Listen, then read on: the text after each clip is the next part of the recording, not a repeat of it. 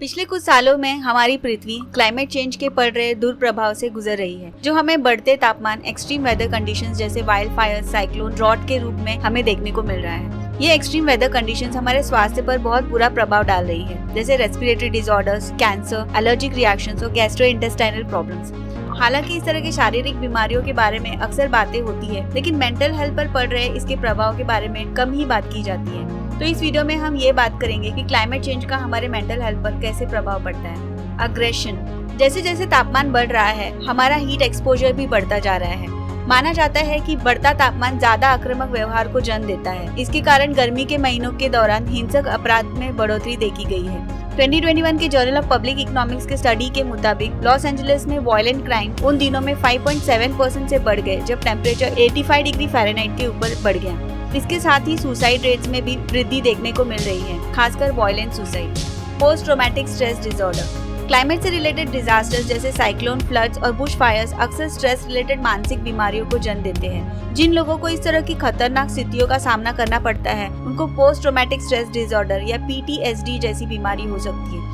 इसके अलावा उन्हें दूसरी तनावग्रस्त बीमारियां जैसे एक्यूट एंड ट्रांजिएंट साइकोसिस और बाइपोलर डिसऑर्डर भी हो सकता है। जिन लोगों को घर, एनवायरनमेंट और अपने करीबी लोगों के नुकसान का सामना करना पड़ता है, अक्सर उनमें डिप्रेशन जैसी बीमारियां देखने को मिल सकती हैं। और ये बीमारियां बड़े शहरों की तुलना में छोटे ग्रामीण समुदायों में रहने वाले लोगों में ज्यादा देखी जाती है। 2018 के कैंप फायर से बचे लोगों में PTSD के लक्षण देखे गए हैं। वहीं हरिकेन्स और फ्लड से बचे लोगों में भी डिप्रेशन और PTSD के सिमिलर रेट्स देखे गए हैं। Risk of suicidal behaviour. जिन लोगों ने रिपीटेड क्लाइमेट डिजास्टर्स को एक्सपीरियंस किया होता है, उनमें सुसाइडल टेंडेंसी बढ़ जाती है। क्लाइमेट चेंज से होने वाले घटनाओं से होने वाली चिंता, तनाव और डिप्रेशन सुसाइड के विचारों को बढ़ा देते हैं। ड्रॉट से होने वाले आर्थिक प्रभाव के कारण सुसाइड में वृद्धि होती है, खासकर किसानों में। सूखे के कारण किसानों की फसल बर्बाद हो जाती है, जिसके कारण उन्हें आर्थिक तंगी का सामना करना पड़ता है और वे कर्ज के जाल में फंस जाते हैं। अपने परिवार की जरूरतों को पूरा न कर पाने के कारण वे सुसाइड कर लेते हैं। Strain social relationships. Climate change के कारण लोगों के आपसी संबंधों में तनाव हो सकता है और पार्टनर्स के बीच अलगाव होने के कारण हिंसा भी हो सकती है, क्योंकि ज्यादा हीट एक्सपोजर आक्रामक व्यवहार को जन्म देता है। इससे परिवार के लोगों में अलगाव हो सकता है, यहाँ तक कि लोग घर के बाहर भी आपस में लड़ सकते हैं। Climate anxiety. Climate anxiety climate change के कारण होने वाले एनवायरमेंटल डैमेज को लेकर डर होता है। कुछ लोग क्लाइमेट चेंज को रोकने या उसमें बदलाव लाने की अपनी असमर्थता को महसूस करते हैं, जिसके कारण उनमें क्लाइमेट एंग्जाइटी होती है।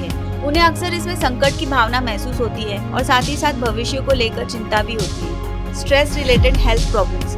मेंटल हेल्थ कई मायनों में फिजिकल हेल्थ से लिंक्ड होते हैं। जब हम शारीरिक रूप से बीमार होते हैं तो इसका हमारे दिमाग पर स्ट्रेस बढ़ता है, जिससे एंग्जाइटी और डिप्रेशन जैसी बीमारियां होती हैं। एक्सेसिव हीट, ड्रॉट और फ्लड्स के कारण होने वाली बीमारियां जैसे रेस्पिरेटरी और कार्डियोवैस्कुलर डिजीजेस से हमारे स्वास्थ्य पर गहरा असर पड़ता है। इन बीमारियों से मुकाबला करने में हमें जो तनाव होता है, उससे हमारे मानसिक स्वास्थ्य पर असर पड़ता है। Climate change and migration. समय के साथ साथ बढ़ते क्लाइमेट की वजह से लोगों को एक जगह से दूसरी जगह माइग्रेट करना पड़ रहा है। जहाँ क्लाइमेट ज्यादा गर्म होता है, वहाँ खेती नहीं हो पाती है, तो जिन लोगों की आजीविका एग्रीकल्चर पर डिपेंड करती है, उन लोगों को वहाँ से माइग्रेट करना पड़ता है। वहीं सी लेवल राइज के कारण कई जगह पर बाढ़ की समस्या होती है और कई जगह पर अत्यधिक सूखे के कारण पानी की कमी होती है, जिसके कारण लोग वहाँ से माइग्रेट करते हैं। जहाँ फोर्स्ड और परमानेंटली लोगों को डिस्प्लेस किया जाता है, वहाँ लोगों में स्ट्रेस और एंग्जाइटी डिसऑर्डर्स होने के चांसेस बढ़ जाते हैं।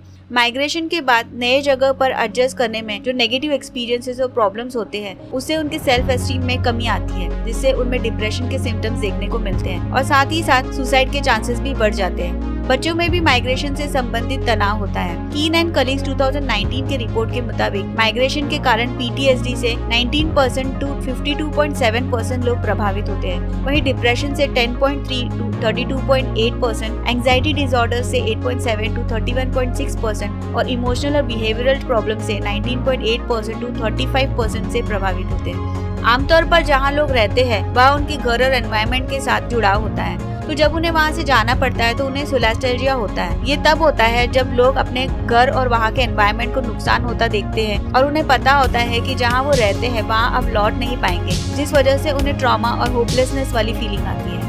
Air pollution and mental health. 85% air pollution fossil fuel के उपयोग से होता है। एयर पोल्यूशन का हमारे ब्रेन पर, ब्लड वेसल्स पर और नर्व सेल्स पर असर पड़ता है। पोल्यूशन से बच्चों में ADHD, ऑटिज्म जैसे बीमारी होती है और साथ ही बड़ों में अल्जाइमर्स, डिमेंशिया के रिस्क बढ़ जाते हैं। इसके अलावा इससे डिप्रेशन, पार्किंसंस डिजीज और सुसाइड जैसी समस्या भी हो सकती है। इसी तरह ये अलग अलग मेंटल हेल्थ प्रॉब्लम्स को बढ़ावा दे सकते हैं। यहाँ तक कि प्रेगनेंसी के दौरान औरतों के पोल्यूशन के संपर्क में आने से उनके पेट में पल रहे बच्चों पर भी इसका असर पड़ सकता है। सॉल्यूशंस।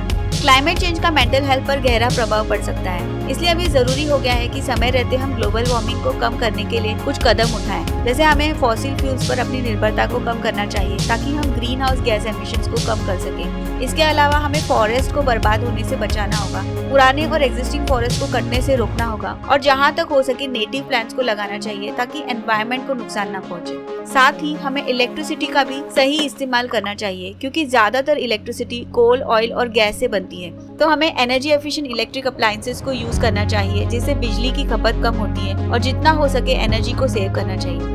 कपड़े, इलेक्ट्रॉनिक आइटम्स और प्लास्टिक्स को जितनी जरूरत हो उतना ही खरीदें, क्योंकि इनको बनाने में बहुत ज्यादा कार्बन एमिशंस होता है, जिसके कारण हमारे क्लाइमेट पर बुरा असर पड़ता है। सिर्फ प्लास्टिक से 1.8 billion metric ton green house gas environment में रिलीज होता है और 1 किलोग्राम टेक्सटाइल्स के प्रोडक्शन से 17 किलोग्राम कार्बन जनरेट होता है। इनमें से ज्यादातर प्लास्टिक्स रिसाइकल नहीं होते और ये कई सालों तक एनवायरनमेंट में पड़े रहते हैं और इसको बर्बाद करते हैं। तो जहाँ तक हो सके प्लास्टिक की चीजों का कम इस्तेमाल करें। हम जो भी चीजें खरीदते हैं उसे हमारे एनवायरनमेंट को काफी फर्क पड़ता है। जो भी चीजें खरीदे सोच समझ कर खरीदे। इसके साथ ही किसानों में आत्महत्या को कम करने के लिए उनको आर्थिक सहायता और कर्ज माफी दी जानी चाहिए। इसके अलावा उनको ड्रॉट सीजन में सब्सिडीज और गारंटीड इनकम के प्रावधान किए जाने चाहिए ताकि वे तनाव मुक्त हो सके। तो ये थे क्लाइमेट चेंज और उससे रिलेटेड हो रहे मेंटल हेल्थ से बचने के उपाय। अगर आपको ये वीडियो पसंद आया हो तो इसे लाइक, शेयर और सब्सक्राइब जरूर कर लीजिएगा।